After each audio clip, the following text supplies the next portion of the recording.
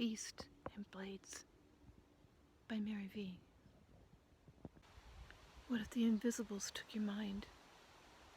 You couldn't understand or speak any human language. What if you could only talk to the trees and the stones and the leaves?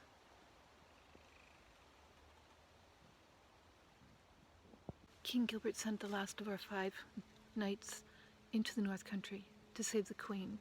These were the best ones. They should have been able to do it. They were all killed. We think. One may have been the crazy guy who came back, but if it's him, he failed his mission. We can't talk to him. He has no ability to communicate. King Gilbert couldn't tolerate it anymore. He took his 7 best friends, and they went into the North Country. Well, they couldn't go until they first got the crazy guy to help him. So they stopped by his hut, and they tried to communicate to him. He didn't understand a single word they said. So he calls his horse, and the crazy guy talks to the horse. And through the horse, and perfect idea. Gilbert would talk to the horse, and the horse would talk to the crazy guy. And then they could find out how to get into the North Country, and how to get to the dungeon, and how to save the Queen. That's the perfect idea. King Gilbert tries one more time. He and the other knights, they talk to the crazy guy, and he doesn't understand anything. They even draw pictures on the ground, and he doesn't understand anything. So he calls his horse, talks to him. But then the horse, being loyal to the king and country, tells him the message that they need him to take them into the north. And the old guy just doesn't want to do it. He knows what happens when you're there. The horse begs and pleads with the old knight.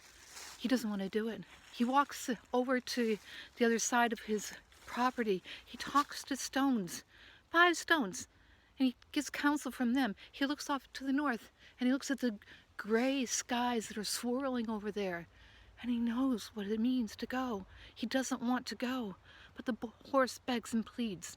We have to go in and rescue the Queen. Please, please, guide us.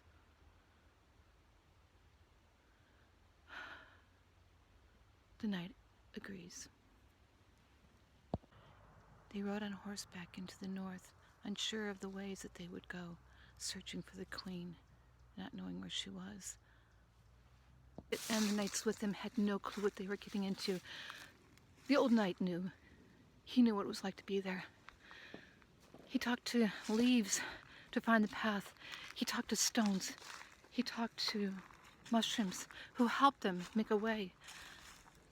Invisible creatures, they found them. They started pulling on them, their feet, pulling them through the ground into the underneath.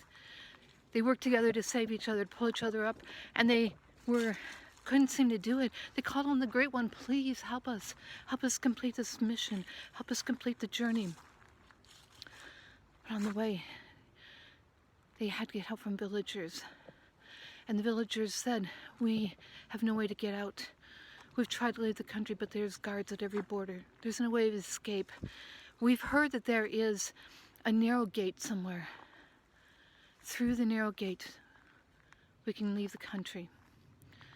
We don't know where it is. Help us find it. Please help us find it. The last remaining scribe from the empire was banished to the upper level of the bottomless pit by the evil king. If they can rescue him, he could tell them where the narrow gate is and how to get there. But the dragons